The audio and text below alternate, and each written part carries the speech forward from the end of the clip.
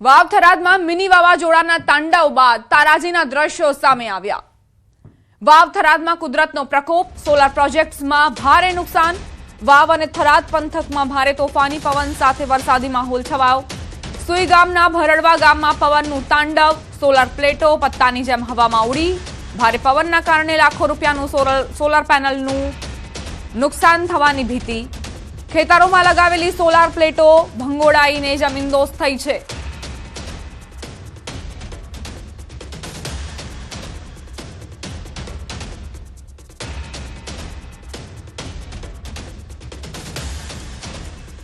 સંવાદદાતા કિશોર જોડાઈ ગયા છે વધુ જાણકારી સાથે।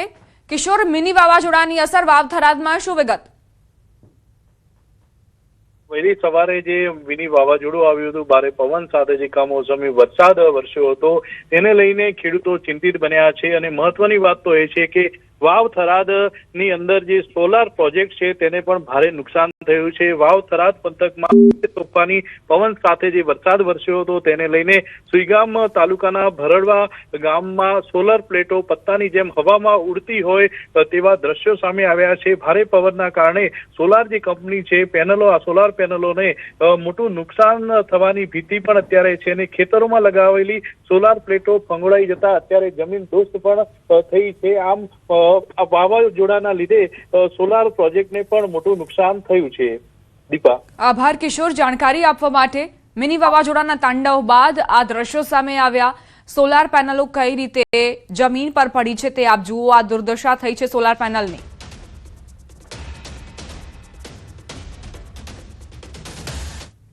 વહેલી સવારે અમદાવાદ સહિત રાજ્યના ઘણા ભાગોમાં મિની વાવાઝોડું ફૂંકાયું, જેના પગલે ઝાડ અને હોર્ડિંગ્સ પડવાની ઘટનાઓ પણ સામે આવી। આ સાથે જ ખેતીને પણ નુકસાન પહોંચ્યું। ભારે પવન ફૂંકાતા ખેતરમાં રહેલા ઉભા પાકે નુકસાન થતા ખેડૂતો ચિંતામાં મુકાયા છે। જ્યારે ઘણી જગ્યાએ ઝાડ પડ્યા તો દિયોદરમાં રેલવે ટ્રેક પર ઝાડ પડતા રેલવે અધિકારીઓ દોડતા થયા હતા। ભારે પવનના કારણે અનેક વિસ્તારોમાં વીજ પુરવઠો ખોરવાયો છે। વરિયાળી, એરંડા સહિતના પાકને ભારે નુકસાન થયું। વાવ થરાદમાં મિની વાવાઝોડાનો કહેર જોવા મળ્યો।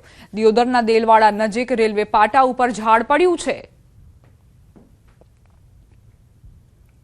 4 અલગ અલગ દ્રશ્યો આપ જોઈ રહ્યા છો કે કઈ રીતે મિની વાવાઝોડાની અસરો વર્તાઈ છે।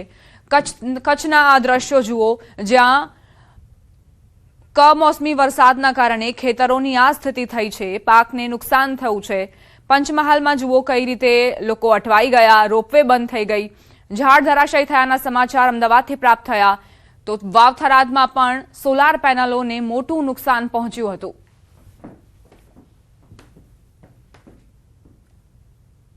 સમાચાર સુરતથી વગર વરસાદે ચોમાસા જેવો માહોલ સુરતમાં જામ્યો છે। સહારા દરવાજાના ગરનાળામાં પાણી ભરાયા, ગટરમાંથી પાણી લીકેજ થઈ જતા જ ગરનાળામાં પ્રવેશ્યું। વાહન ચાલકો અને સ્થાનિકો મુશ્કેલીમાં મુકાયા। ભર ઉનાળે ચોમાસા જેવો માહોલ સર્જાયો। ટેક્સટાઇલ માર્કેટમાં આવતા જતા લોકો પર અસર પડી। ગટરના પાણીનો લીકેજ હજુ રિપેર નથી થયો।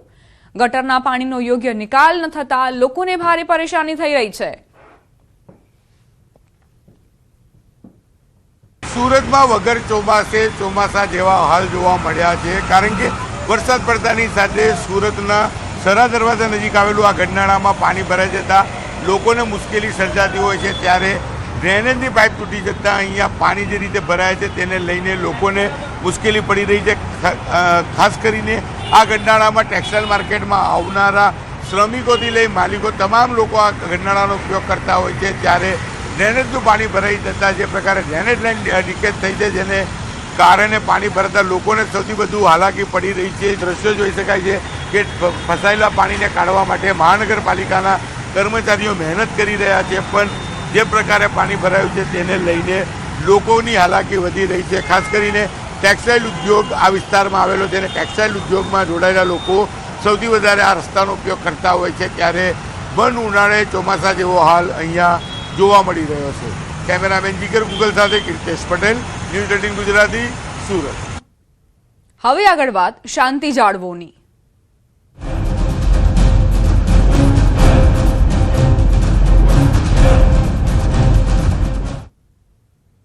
વાવ થરાદનું ઊન ગામ પોલીસ છાવણીમાં ફેરવાયું છે। પોલીસ અને એફએસએલની ટીમ ઊન ગામ પહોંચી। ગામમાં 200 થી વધુ પોલીસ જવાનોનો કાફલો ખડકાયો। દીકરી પરત લાવવા મુદ્દે બબાલ થઈ હતી, બે સમાજ વચ્ચે બબાલ થઈ હતી। હવે તેને શાંત પાડવા માટે અહીં પોલીસ જવાનોનો કાફલો તૈનાત કરી દેવામાં આવ્યો છે, કારણ કે જે રીતે પહેલા તોડફોડ થઈ, મારામારી સુધી આ મામલો પહોંચ્યો હતો અને હવે ફરી એક વખત મામલો હાથમાંથી ન નીકળી જાય તે માટે જ પોલીસ જવાનો અહીં તૈનાત કરાયા છે। આખું ગામ છાવણીમાં ફેરવાયું છે। પોલીસ અને એફએસએલની ટીમ ઊન ગામ પહોંચી છે। 200થી વધુ પોલીસ જવાનો ખડે પગે છે। દીકરી પરત લાવવા માટે આ મામલાની શરૂઆત થઈ હતી।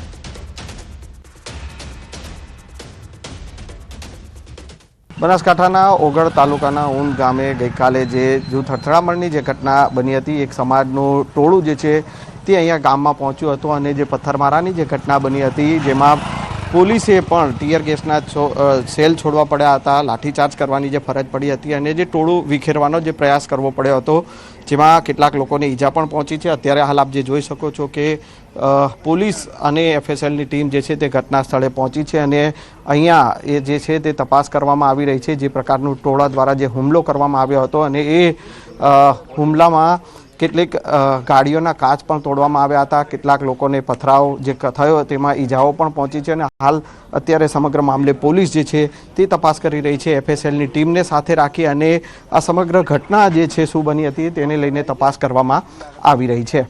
કેમેરામેન ખેંગા રાઠોડ સાથે સંજય ટાંક, ન્યૂઝ 18 ગુજરાતી, ઊન ગામ, ઓગળ। વાવથરાદના ઊન ગામે થયેલી બબાલ મામલે વધુ એક મહંત દ્વારા અપીલ કરાઈ છે।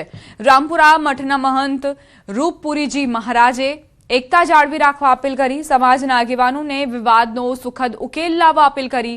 કોઈની ખોટી ઉશ્કેરણીથી વેરઝેર ન ફેલાવવા પણ અપીલ કરી। કોઈ પણ ભૂલ થઈ હોય તો એ ભૂલને સુધારીને સમાજની એકતા જાળવી રાખવા વિનંતી કરી છે।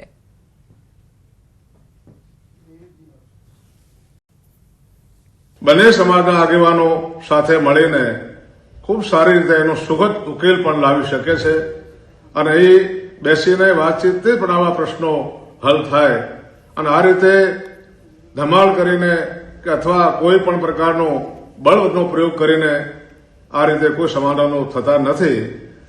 માટે હું આપ સૌને, મારા બંને સમાજોને નમ્ર વિનંતી કરું છું, અપીલ કરું છું કે આપ બંને સમાજ વતી 5 આગેવાનો સાથે મળીને એનો કોઈ સુખદ ઉકેલ લાવો। હવે આગળ વાત ચૈત્રી નવરાત્રિની।